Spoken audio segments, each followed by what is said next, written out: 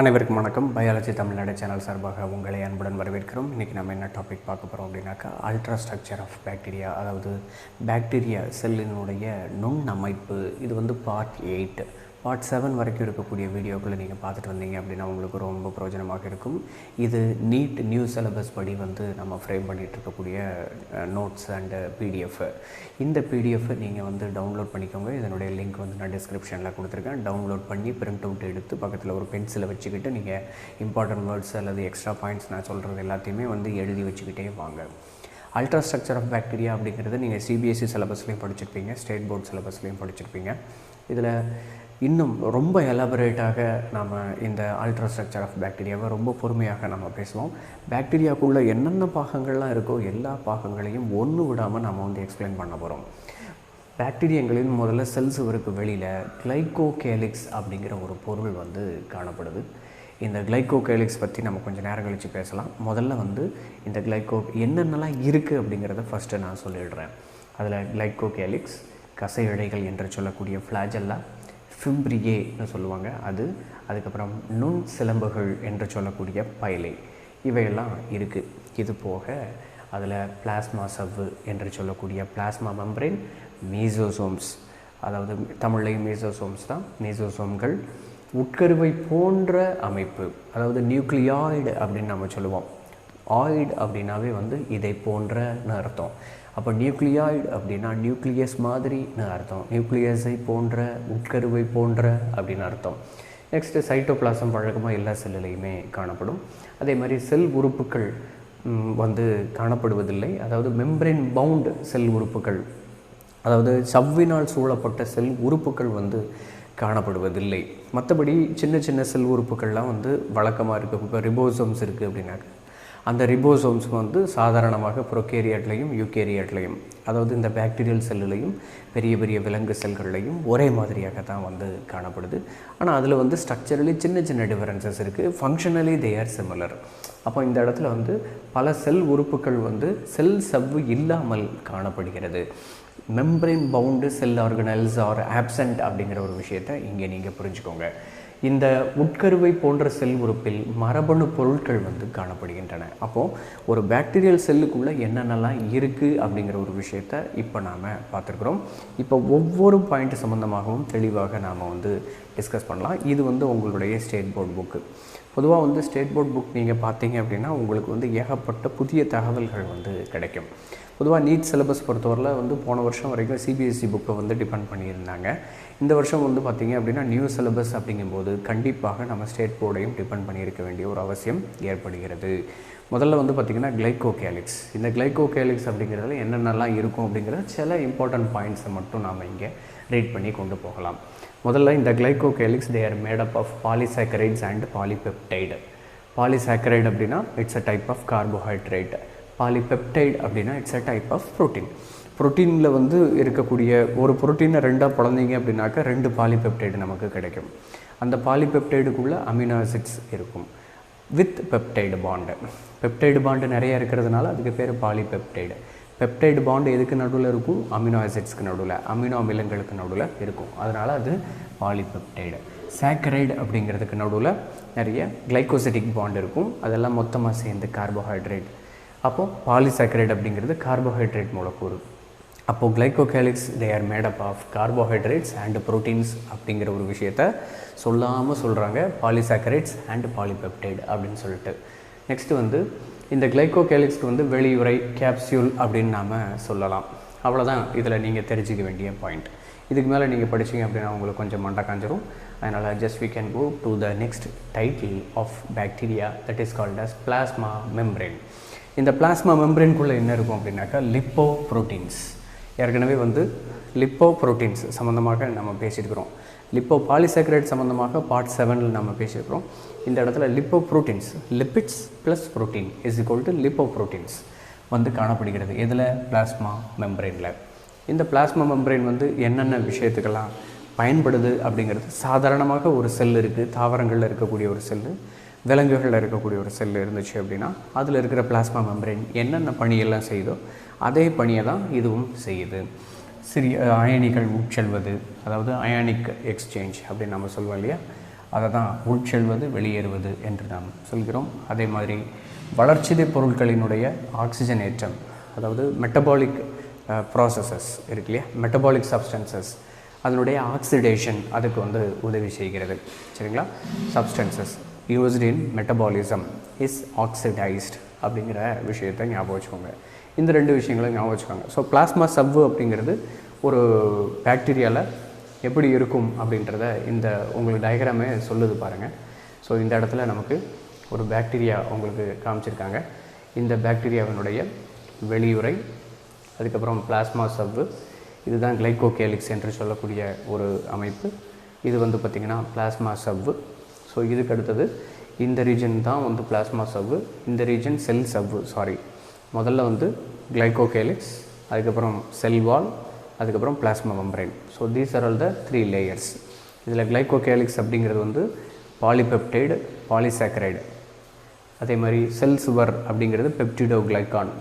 அடுத்து plasma membrane அப்படிங்கிறது வந்து லிப்போ ப்ரோட்டீன்ஸ். ஞாபகம் வச்சுக்கோங்கப்பா. ஸோ இந்த 3ம் எதனால் ஆனது அப்படிங்கிறத நாம் இப்போ படிச்சிருக்கிறோம். இப்போ இதுக்கு அடுத்து இருக்கக்கூடிய லேயர் என்னது அப்படிங்கிறத நாம் பார்க்க போகிறோம். ஸோ வெளியுறை அல்லது கிளைகோகேலிக்ஸ் முடிச்சாச்சு. அதுக்கு அடுத்தது செல் சுவர் பற்றி நம்ம பார்க்கல, ஆனாலும் நம்ம அங்கே போயிட்டோம். செல் சுவர் பற்றி ஏற்கனவே நம்ம டிஸ்கஸ் பண்ணிட்டோம். செல் சுவர் வந்து பார்த்திங்கன்னா it is made up of peptidoglycan என்று சொல்லக்கூடிய ஒரு லேயர். அந்த பெப்டிடோகிளைகான் இருக்கிறது. அதுபோக மியூக்கோபெப்டைடு அப்படிங்கிற ஒரு பகுதியும் அந்த செல் சுவரில், செல் வாலில் வந்து காணப்படும். ஸோ இந்த 2 பாயிண்ட்டையும் நீங்கள் ஞாபகம் வச்சுக்கோங்க. இது போக என் அசிட்டைல் குளுக்கோசமைன், இந்த மியூக்கோபெப்டைடுகள் அப்படிங்கிறதுக்கு உண்டான ஒரு எக்ஸாம்பிள் தான் N acetyl glucosamine, N acetyl muramic acid.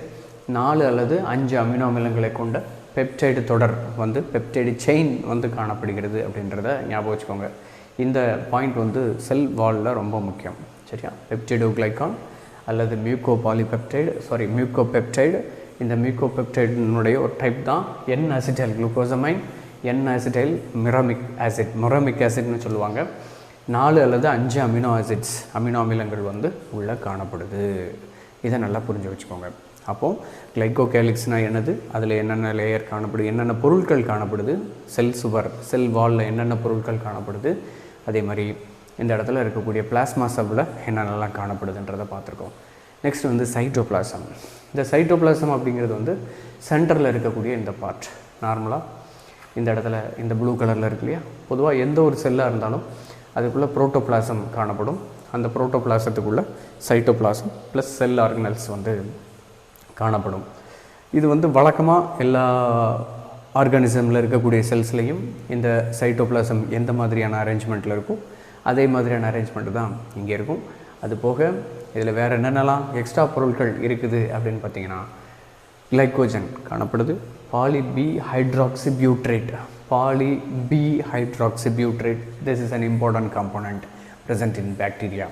அதே மாதிரி கந்தக துகள்கள், சல்ஃபர் மாலிகூல்ஸ் இருக்கு இல்லையா, சல்ஃபர் பார்ட்டிகிள்ஸ் அப்படின்னு நம்ம சொல்லுவோம். நெக்ஸ்ட் வந்து கேஸ் வெசிகல்ஸ் வந்து அங்கே காணப்படுது. ஸோ இது எல்லாமே வந்து தே ஆர் ஆல் கிளைக்கோஜன் தவிர மற்ற எல்லாமே they are specialised for the bacteria. பாக்டீரியாவில் தான் வந்து பார்த்திங்கன்னா இந்த கிளைக்கோஜன் தவிர மற்ற எல்லாமே அதிகமாக காணப்படுகிறது. மற்றபடி ரிபோசோமோ மற்ற செல் ஊடக பொருட்கள், உள்ளடக்க பொருட்கள் எல்லாமே வந்து வழக்கம் போல் காணப்படும். ஆனால் என்ன, மெம்பரேன் கிடையாது. எண்டோபிளாஸ்மிக் ரெட்டிகுலம் இருக்குமா? கிடையாது. ஆனால் உள்ளே இருக்கிற எண்டோபிளாஸ்மிக் மெட்டீரியல் வந்து சைட்டோபிளாசத்தில் ஸ்கேட்டர்டாக இருக்கும். நியூக்ளியஸ் இருக்குமா? உட்கரு இருக்குமானா இருக்காது. ஆனால் உட்கரு பொருட்கள் எல்லாம் சைட்டோபிளாசத்தில் மிதந்துட்டு கிடக்கும் சென்டரில். ஸோ இந்த மாதிரி செல் உறுப்புகள் எல்லாமே வந்து மெம்பரேன் பவுண்டாக செல் சுவரினால், அதாவது செல் சவ்வினால் சூழப்பட்ட செல் உறுப்புகள் வந்து காணப்படுவதில்லை அப்படிங்கிறத நீங்கள் புரிஞ்சுக்கோங்க. அதே மாதிரி பாக்டீரியல் குரோமோசோம்ஸ், இந்த பாக்டீரியல் குரோமோசோம் வந்து வட்ட வடிவமாக காணப்படுகிறது. வழக்கமாக வந்து பாக்டீரியாவில் இருக்கக்கூடிய குரோமோசோம்ஸ் வந்து வட்ட வடிவமாக காணப்படுங்கிறது உங்களுக்கு ஏற்கனவே தெரிஞ்சிருந்திருப்பீங்க. ஆனால் பாருங்கள், இந்த இடத்துல நம்மளுடைய செல் இருக்குது அப்படின்னாக்கா அதில் என்ன ஷேப்பில் இருக்கும் அந்த டிஎன்ஏ அப்படின்னு பார்த்திங்கன்னா ஹெலிக்கல் ஷேப்பில் இருக்கும் அப்படிங்கிறத நீங்கள் படிச்சுருந்துருப்பீங்க. நம்ம யூகேரியாட்ஸ் எடுத்திங்கன்னா ஹெலிக்கல் ஷேப்பு சுருள் வடிவத்தில் காணப்படுகிறது. அதுவே இங்கே பார்த்திங்க அப்படின்னாக்கா வளைய வடிவத்தில் காணப்படுகிறது. ஸோ அதில் ஒன் ஆஃப் தி திங் தான் இந்த இடத்துல இருக்கக்கூடிய பிளாஸ்மிட். இந்த பிளாஸ்மிட் அப்படிங்கிறது எக்ஸ்ட்ராவாக இருக்கக்கூடிய ஒரு சப்ஸ்டன்ஸ். இதை பற்றி நாம் அப்புறம் பார்க்கலாம். ஸோ இதுக்குள்ளே இருக்கக்கூடிய இந்த பாக்டீரியல் குரோமோசோம் உட்கரு ஒத்த அமைப்பு இந்த டிஎன்ஏ வந்து பார்த்திங்கன்னா உள்ளுக்கெல்லாம் சர்க்குலர் டிஎன்ஏவாக அது அமைந்திருக்கிறது என்பதை புரிந்து கொள்ளுங்கள். வட்ட வடிவ டிஎன்ஏ அப்படிங்கிறது வந்து பாக்டீரியாவில் இருக்கக்கூடிய ஒரு முக்கியமான பண்பு அப்படிங்கிறத நீங்கள் புரிஞ்சுக்கோங்க. அதுபோக உட்கரு ஒத்த அமைப்பு அல்லது மரபணு தாங்கி அப்படின்னு நம்ம சொல்லுவோம். உட்கரு ஒத்த அமைப்புனா நியூக்ளியாய்டு அப்படிங்கிற ஒரு விஷயம் உங்களுக்கு நல்லாவே தெரியும். அதுபோக இதில் இருக்கக்கூடிய டிஎன்ஏ வந்து பார்த்திங்கன்னா ஹிஸ்டோன் புரதம் வந்து இதில் காணப்படுவதில்லை.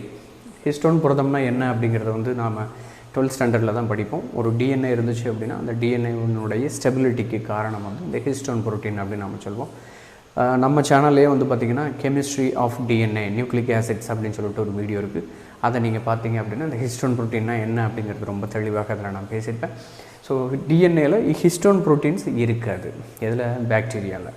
ப்ரோகேரியாட்ஸில் எதுலேயுமே வந்து ஹிஸ்டோன் புரோட்டீன்ஸ் இருக்காது, ஞாபகம் வச்சுக்கோங்க. ஸோ அப்போது இந்த பாக்டீரியல் குரோமோசோம் பொறுத்தவரையில் நாம் இதில் இருக்கக்கூடிய ஸ்ட்ரக்சர், அந்த ஸ்ட்ரக்சர் எப்படி இருக்குது அப்படிங்கிறத நாம் பேசியிருக்கோம். நெக்ஸ்ட் வந்து பார்த்திங்கன்னா பிளாஸ்மிடு. இந்த பிளாஸ்மிடு எடுத்திங்க அப்படின்னா ஏற்கனவே நாம் இந்த இடத்துல ஒரு ரவுண்டட் ஸ்ட்ரக்சர் வந்து பார்த்துருக்கோம் இல்லையா? இந்த ரவுண்டட் ஸ்ட்ரக்சர் வந்து எதற்காக பயன்படுது அப்படின்னு பார்த்திங்கனாக்கா ஒரு நோய் எதிர்ப்பு சக்திக்காக செயல்படுது அப்படின்னு சிலவங்க சொல்லுவாங்க. ஆனால் ஜெனட்டிக் இன்ஜினியரிங்க்கு நமக்கு ரொம்ப பிரயோஜனமாக இருக்குது. சரியா? இது வந்து extra chromosomal substances circular body there present as extra chromosomal structure. ஈரிழைகளான வட்ட வடிவ சுயமாக பெருக்கமடையும் தன்மை கொண்ட செல்ஃப் ரெப்ளிகேட்டிங் அப்படிம்பாங்க. சரியா? Circular self replicating structure, extra chromosomal structure. Extra chromosomal ஸ்ட்ரக்சர்னால் என்னது? நார்மலாக இந்த இடத்துல இது பாக்டீரியல் குரோமோசோம். இந்த பாக்டீரியல் குரோமோசோம் தவிர எக்ஸ்ட்ராவாக சில குரோமோசோம்ஸ் இருக்குது. இந்த குரோமோசோம் தான் நாம் எக்ஸ்ட்ரா குரோமோசோம்னு சொல்கிறோம்.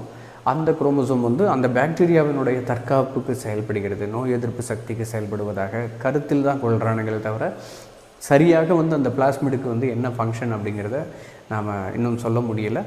ஆனாலும் நமக்கு வந்து அந்த பாக்டீரியாவில் இருக்கிற பிளாஸ்மிடை வச்சு நிறைய காரியங்கள் நாம் சாதித்து கொண்டிருக்கிறோம். அதை தான் ஜெனட்டிக் இன்ஜினியரிங் அப்படின்னு சொல்லிட்டு 12th ஸ்டாண்டர்டில் நீங்கள் படிப்பீங்க. ரீகாம்பினன்ட் டிஎன்ஏ டெக்னாலஜி அப்படின்னு சொல்லிட்டு, அதாவது மறுச்சேர்க்கை தொழில்நுட்பம் அப்படின்னு சொல்லிட்டு சொல்லுவாங்க. ஸோ அது எல்லாத்துக்குமே அந்த பிளாஸ்மிட் வந்து பயன்படுகிறது. ஸோ இந்த பிளாஸ்மிட் பொறுத்தவரையில் இவ்வளவு உங்களுக்கு தெரிஞ்சால் போதும். அதில் இருக்கக்கூடிய வகைகள்லாம் கொடுத்துருக்குது. ஸோ இந்த வகைகள் எல்லாமே உங்களுக்கு தெரியணுன்ற அவசியம் கிடையாது. நெக்ஸ்ட் மீசோசோம்ஸ் எடுத்துட்டிங்க அப்படின்னாக்கா they are invaginations present in the plasma membrane. இந்த பிளாஸ்மா மெம்பரைனில் வந்து பார்த்திங்கன்னா இந்த மாதிரியான ஒரு ஸ்ட்ரக்சர் இருக்குது. ஸோ இதுதான் வந்து மீசோசோம் அப்படின்னு நம்ம சொல்லுவோம். இந்த மீசோசோம் அப்படிங்கிறது வந்து மைட்டோகாண்ட்ரியாவுக்கு ஒப்பான அதை மாதிரியான ஒரு செல் உறுப்பு அப்படின்னு நீங்கள் சொல்லலாம். ஏன்னா இதில் வந்து ரெஸ்பிரேட்டரி என்சைம்ஸ் வந்து அதில் காணப்படுகிறது. சுவாசித்தல் அப்படிங்கிற ஒரு பணி இருக்கு இல்லையா? அந்த பணி வந்து ஒரு பாக்டீரியாவில் நடக்குது அப்படின்னா இந்த மீசோசோம்ஸில் தான் வந்து அதிகமாக நடக்கும். அதுபோக பிளவுறுதல் என்று சொல்லக்கூடிய ஒரு ரீப்ரொடக்டிவ் மெத்தட், பைனரி ஃபிஷன்னு சொல்லியிருப்பீங்க இல்லையா? இரு பிளவுறுதல் அப்படின்னு படிச்சிருப்பீங்க இல்லையா? அந்த இரு பிளவுறுதல் நடைபெறுவதற்கும் சுவாசித்தல் அப்படின்னு சொல்லக்கூடிய ரெஸ்பிரேஷன் அப்படிங்கிற ப்ராசஸ்க்கும் இது வந்து தேவைப்படும். இது போக பாலிசோம்கள் அல்லது பாலிரிபோசோம்கள் அப்படின்னு ஒரு பார்ட் இருக்குது.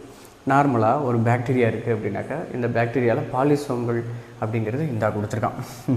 இந்த பாலிரிபோசோம்கள் எடுத்தீங்க அப்படின்னா இங்கே பாருங்கள், இந்த இடத்துல அழகாக வந்து இருக்குது. இது வந்து ஒரு mRNA செயின். இதில் வந்து நிறைய ரிபோசோம்ஸ் வந்து உட்காந்துக்கிட்டு இருக்குது.